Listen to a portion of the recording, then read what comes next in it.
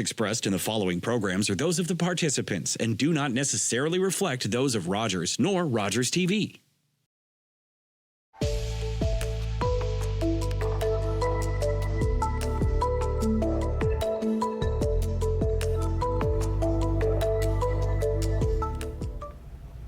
Hi everyone, and welcome to the Art of Culture, where we explore art, culture, and foods from Dufferin-Caledon. Thank you very much for joining me today. I'm your host, Althea Alli. In our studio here today, we have a very special guest. Her name is Marlene. Marlene is a sculptor and the recent winner of the Dufferin County Multicultural Art Show, Unity and Diversity. Welcome, Marlene. How are you? I'm good, thank you. Awesome. Well, tell us a little bit about yourself. I'm Ukrainian, first generation, born in Canada.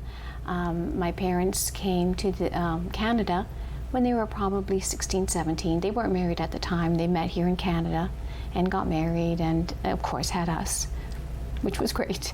And we practiced the Ukrainian culture plus the Canadian culture throughout our lives until they passed. Oh, awesome. So how do you feel that your culture has helped to influence your art? Growing up, I listened to a lot of Ukrainian music, and it was very melancholic. And I found, and even the concerts Mom and Dad took me to were very sad music, and a lot of it was because of the Ukrainian people themselves were always fighting for their own land and were always repressed. So I feel as if part of that music kind of went into my soul and into my spirit, and therefore went into my art, especially more so in my later years of life and later on. And then now with what's happening in the Ukraine, I feel it even more. Okay, so when would you say you first started kind of venturing into the arts? Oh gosh, since Mom gave me some dough to play with in the kitchen. It was in me, I loved it. And no one in our family ever pursued that. And I always would go back to Mom and say, Mom, are you sure I'm from the same family? Because black sheep of the family, so. Yeah, and often as artists, I believe that artists have a different way of thinking and a different way of kind of receiving information. Mm-hmm. I know with my own daughter, I love to cook with my daughter, and she likes to take dough and form little things and little faces to bake.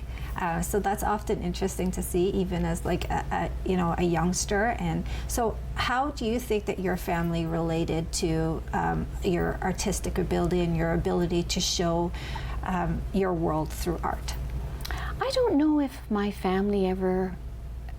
Maybe my sister and my husband truly understand it, because they ask me, and I'll explain where I'm coming from and why I'm doing what I'm doing. But I think for the rest of the family, they just look at it as something pretty. Will it match my living room, like a lot of people do, as opposed to what's behind the artwork. It's not just a pretty picture or a picture. There's usually a lot of meaning behind it. And I always think whatever I do, it takes a part of my soul or a part of me. So it's more on a more personal level, I suppose. Do you find that, I know with different artists, and I've often heard this, they kind of use it as a way to channel their emotions and channel their feelings, as opposed to they're not very able to articulate it any other way? You could go both ways, but I've been told some of the best pieces are done when you're most depressed, because you really go into yourself, and then yourself really comes forth, because there's nothing to stop you, no doors. Everything is kind of like wide open in terms of let it all come out, what you want. Okay, and can you tell me a little bit about the types of art that you feel that you like to create? Like, what do you gravitate more towards? I love the human face. I love capturing the emotion. I like to look at the face and go beyond the face and try to think, what are they thinking? What's going on in their life? And I do that automatically, which I shouldn't. And then try to bring it out in the piece itself if I can. And then another one of my favorite things is introducing man with nature and having them merge into one. So I'll take a piece of wood and I'll either put a person or a face merging into the wood, because I think it's so important that man realizes that nature is so much a part of us and we can't live without them, without nature. So it's my way of, I guess, getting on a podium and preaching. Well, it's an excellent way. I think it's very unique to yourself, and like most artists, they have a unique way of kind of showcasing and getting their message across. I know that you have been doing this for many, many, many years, and you know, you have your website up, and you have your own studio. So how do you kind of arrange your studio, and how do you, I guess, get the most of it so that you're able to get your artistic juices flowing? Do you know what it is? My studio is most of the time messy, clean but messy. But the beauty of it is it looks onto a pond, and it was arranged that windows everywhere.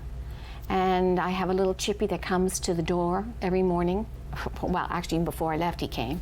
So it's really being merged in nature, and then that space becomes my space. It's just me, and no demands, nothing, no washing to do, no anything. It's just me, my time. Do what you want to do, create what you want to create. I was picturing it there in my head. It's pretty. It really, the landscaping is pretty. I think that in itself is inspirational. It must be very calming and relaxing to just, you know, be able to have your workflow there and just, you know, work away at something that you feel so proud of, and that you could just release your energy on. It must be amazing. It's cheap therapy. It is. That's amazing. So, and let's go back a little bit to your childhood. Is this, you know, I guess your artistic ways, was it kind of supported by your parents and supported in your culture? I don't think my parents knew quite to do with me. Like I said, I was the oddball in the family. They were great because they never suppressed it. Okay. And but typical parents, mom had visions of me becoming a secretary or a teacher. Yeah. And anything in the arts, it was like, you're never going to make money, which was true, but it wasn't about the money. And they tried, you know, pushing me in and I did try other things, but you know deep down inside where your heart belongs and what you should be doing in your life. I could really relate to that. That is amazing. I do, you know, tend to kind of be drawn more to the arts, and so I guess half of me is artistic and half of me is like the business side of it. So I'm kind of drawn in between. Good combination. That's a very good combination, actually. Right. So what would you say to other young artists who are just kind of figuring out their way? You know, I was thinking about this a lot. I mean, I could say many things about it, but as I got older, I started to think, as an artist, I would say you're never going to be rich, or very few, or have a name for yourself. It's really, really difficult. There's only a small percentage. But think of the work that you create. It's leaving back a history of time. Every artwork and everything you do is an expression of what is happening at this time and at this place. Just like all the other artworks that now they're digging up, which is so relevant because it talks about people back then, and our work now will speak of us now. So I think we're historians in a lot of ways. So it's more than money and more than fame. It's what we're leaving back. And that's fantastic. It really, really is. So, you know, over the years, I guess you've accumulated a lot of art. What have you actually been able to do with them? Do you store them somewhere? Do you put them in a gallery? What do you do with them? My own art, I spread around galleries. Sometimes I'll do an occasional show, some in the house, and then I start buying other people's work. It's only now that I'm truly beginning to appreciate it. I think when I was younger, you get more into this thing of gotta make, gotta sell, and then later you start thinking of how beautiful other people's work is, and you really start to appreciate it. That's amazing. So do you find that in looking at other people's artwork that you're able to kind of grow and attach more different styles to your art? Sometimes. Other artists, I think we all sort of, what's the word? We kind of influence each other in so many ways. But yet, you get 3 or 4 or 5 artists will do one model, and each piece will be totally different because we bring in our own style, our own experience, and we make it our own. So that's the beauty of it. Okay, perfect. And how do you think that you have been able to, I guess, continue with showing your culture in your art?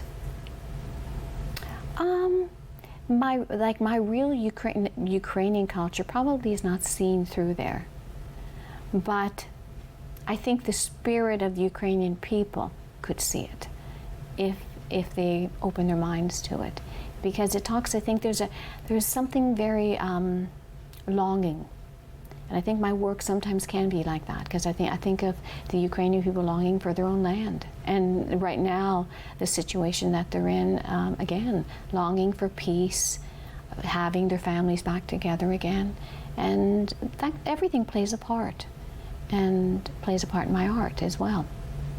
That's amazing. That really is amazing. And do you find that, I guess in your culture, art is promoted and that self-expression is promoted? Not really.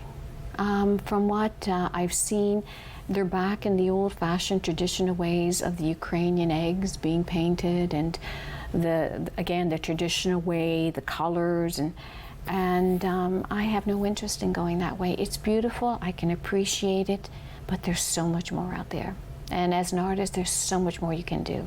And I wouldn't want to limit myself in just that very narrow box. Okay, and that's very fair. Do you have over the years, and I wonder if you thought about this, but possibly taking on a Ukrainian artist under your wing, like a junior artist? If anyone would ask me, I would surely do it. I would enjoy that, because as much as I would teach them, they would teach me.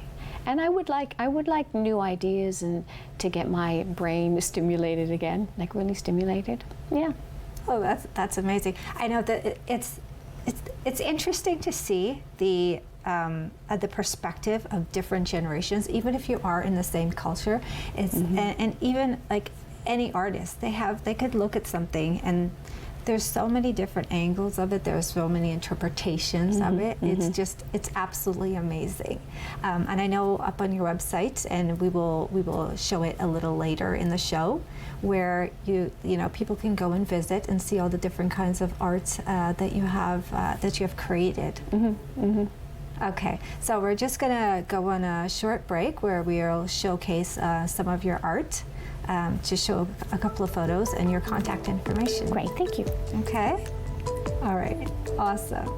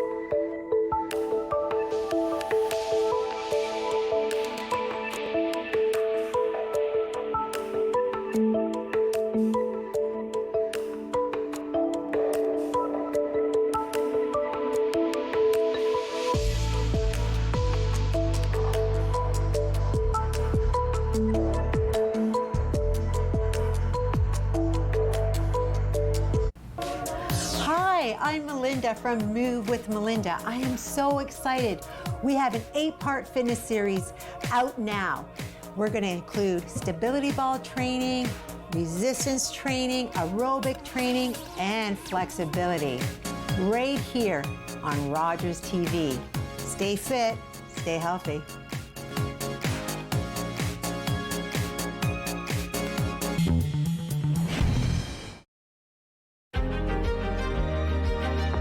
You're watching Rogers TV.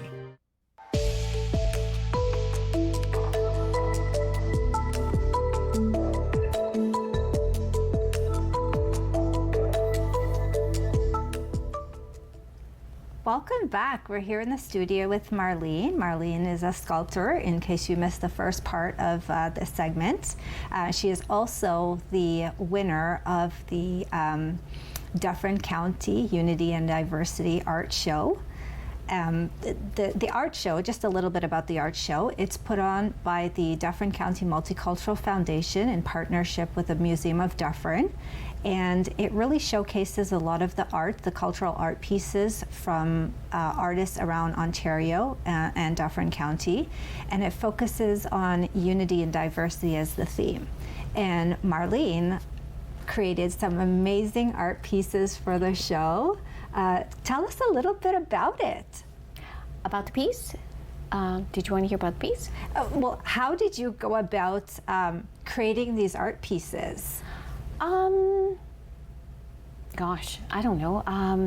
When there was a call for this particular show, I thought this piece that I was working on was perfect for it. And one of the reasons why, my whole thing behind it, I was thinking, in big terms of diversity and unification. I thought, you know what, go simpler. You could do that right in the family, right within the family. And I thought, you have your brothers and sisters, you're all basically the same DNA, you come from the same family, same culture, same upbringing, go to the same schools, and yet you're so totally different. And I think that's what encouraged me to do that piece. Thinking like, yeah, and in our own family, oh yeah, that really does apply, yeah. So tell me about the dynamics in your family that just sort of, like, what specifically inspired that? Gosh, there's so many different things that inspire that. I just think even, I can go into deeper things, but how we view things, even things with my parents when they needed care. I mean, we were all coming from different angles. And it's funny, it's our mom and dad. Again, everything is supposed to be somewhat similar, but we were coming at all opposite ends. Okay. Yeah, so there ended up being me, my brothers and sisters. So, unity and diversity. Okay, so what does that mean to you when you heard the theme unity and diversity? What did that really mean to you? Together but different. Okay. Totally different. Just like man and nature. Together, but totally different. That could be taken anywhere because there's so much of that in existence between a man and a woman. I mean, between anything, there is unity and so much diversity. The list can go on and on and on and on. Okay, that's great. I saw the pieces and I was really, taken back by them. They were the detail in it and of course I had my own interpretation of it, but it's always nice to hear what the artists thought about it and what was actually going through your mind when you were creating it. I know when I first saw it, and similar to the piece that we have, right here in the studio that you brought in, I saw it and I thought, okay, this is incredible. Like, my thought process was, I wonder who she was trying to showcase, and I wondered, like, it's so defined. What was she thinking in that moment? What was she feeling? Was this, created because of a special occasion? Was this created in memory of someone? What was her life challenges? Did something occur for her to create that piece? Was it a happy moment? Was it a sad moment? Those are the questions that I had in my mind when I was thinking of it. Do you know what? All of that can be there. And it changes. It changes even day to day as you're working on it. The one day you're going in there, you're coming in with, you're feeling different. Your piece will change. Then the next day, it'll somewhat change. But I think overall the theme is still the same. It's there, but it does keep changing. And even with the piece that you have here too, like, it's incredible. When I see it, in my mind, I'm thinking, is she trying to express like a hunter? Is she trying to express the feeling of, what that animal would be thinking? Is she just trying to reverse the roles? Like, what were you really thinking? You're really good. You're really good at this. I don't normally like to say, because someone once said you leave it up to the viewer. Because if you tell them your story, then you ruin it for them. Okay, fair. But you've hit them all in what you just said. And my whole thing behind Hunter was, and it's funny, my nephew was named Hunter, and it was like, oh God, no. Because I'm a vegetarian, I'm totally against hunting, and my brother hunts. So I just thought, wouldn't it be wonderful if the animal was given the chance to be the hunter and the man that hunted, to see what they would feel like, to be chased. Yes, yes. Would they have maybe, and I'm talking about mankind, more of a sympathy towards what they're doing? And before they look the poor innocent animal in the eye and then just snuff it right out. Yeah. I think maybe if people were more aware of what they did, they would think second, maybe third or fourth times about doing it. And I think that would be great. That's an incredible way of thinking. And up on the screen, we're going to show the pieces that were the award winners of the Unity and Diversity Art Show. Talk a little bit about that piece. I mean, that's such an incredible piece, and the faces, they're so detailed. They're so, when I look at it, I see, I almost, and it's my vision of it, just a worried mom or a sad mom and a baby. And to me, it's just, I don't know, there's so many different things. I can see what you're saying. It's but that's true. my interpretation No, of it. but Why don't you share your interpretation? Do you know what it was just doing that collection of different expressions, and yet make it look like they all belong together. Okay. But yet on the back of it is the fourth face. Oh, is there? There's a fourth face. I started doing that, and the back one, the eyes are closed and it's very serene. So it's the yin and the yang, the conflict, the diversity, and then on the back there is that peace. What inspired that piece? Like, I mean, so it's amazing. You know, I'd like to think at the end of all of it, there is peace. All the conflict, all the headaches, all the problems, that there's a peace. Okay. You know, maybe that's a dream, but I like to think that exists. Okay. And here we're showing the next piece that was submitted as well. Mm-hmm. Why don't you tell me a little bit about this one? I couldn't get a model for it. So I got my husband to take a picture of me, although it's not totally me. I changed it a lot. But it was that beautiful moment, you know, when you're resting and you're thinking and you're contemplating. And yet, if you look on the other side, there's a zipper, which you can't see in the picture. And within the zipper is a little glass woman who's kind of curled up upon herself. And it's like the inner child. And I did a whole series with zippers, and it was, if we could only reveal what was truly happening within us, what would we see? And what would we reveal to others? And in this particular one, it is her inner child. And it had to be glass because the fragility of her. That really is amazing. I actually, when I first saw it, I didn't actually, I think I had missed the zipper, but Yeah. that's incredible. I didn't see that section of it. It really is very interesting when an artist, you know, talks about their artwork and what they were feeling behind it, and you know, exactly what inspired them to do that. I think it's amazing to hear. I love listening to that myself from other people. And I'll do that every time I meet an artist. Why did you make that? Because it just kind of opens up a whole different, you know, something in your brain starts firing off to hear how another person thinks.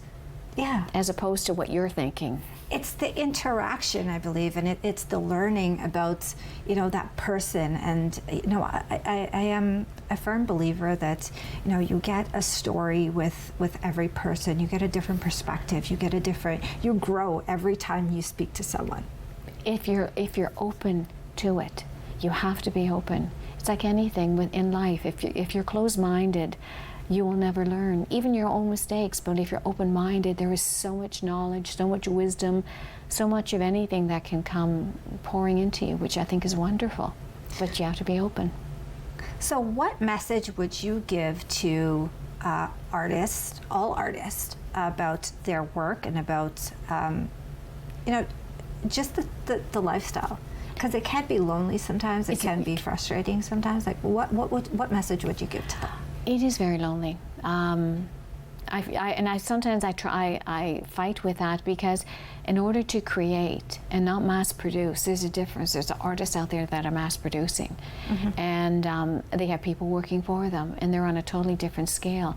But when you're working on an individual piece one-to-one, it's a lot of time spent alone. And the same thing, you know, be true to yourself. And I think I remember reading that once in a poem. Whatever you create, let it come from the heart and let it be true. And not to mimic other people's work. I mean, you can be inspired by them, but don't mimic it. Make it your own. Have something to say. Have each of your pieces have something to say that is important to you, basically. Oh, that's great. So if you could briefly just share with us, what's next for you? Oh, I'll keep on going like an ever-ready battery. I just keep on going. It never will end. I will probably do this until the day I can even imagine with arthritis or whatever, I'm still going to be doing it. Oh, that's incredible. Well, it takes an amazing family to support an artist as well, and an amazing spouse to support an artist. True. So kudos to you for, you know, having that support. Blessed that way. That's amazing. So with your art pieces, are they going to be up on your website soon that you're putting up, that you're working on right now? Yeah, I'm always upgrading it, you know, within a short period of time after I create something, yeah. Okay, perfect. And you know, we shared your contact information a little earlier, but that's definitely a way for people to get to connect with you and just, you know, get some information from you about if they want to buy a piece or look for inspiration or just talk to you about your pieces. Sure, or commissions, anything. Awesome. Or talk to me. I'm glad with that. I can talk. Love to talk. Awesome. So thank you very much for joining today, and thank you very much to our guests for joining today, and I hope to see you in our next episode. And if you're looking to join the show as a guest, please do contact us. Thank you again. Have a great day.